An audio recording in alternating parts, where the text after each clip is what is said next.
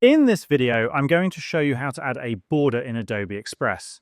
If you want to add a border to text or elements, it's really simple and easy. First, select the element or text to which you want to add a border. After that, on the left side of your screen, you will see the border option. Click on it and select a color for your border.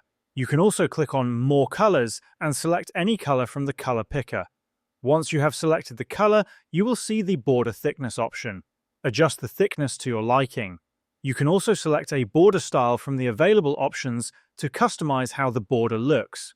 Now, if you want to add a border to an image or a video in Adobe Express, it's not as straightforward because Adobe Express does not provide a direct option for adding borders to media files. However, there's a workaround for that. To add a border to an image or video, click on the Add option on the left side of your screen and then select Elements. Once you are here, click on the small arrow to see more options. After that, select Shapes. Now, select a shape that matches your image or video.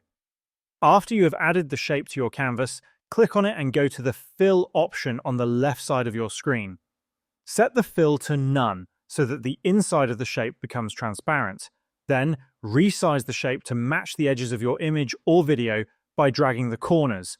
After that, you will see the border thickness option on the left side of your screen. Adjust the thickness according to your preference. You can also select a border style from the available options and choose a border color by clicking on the color picker.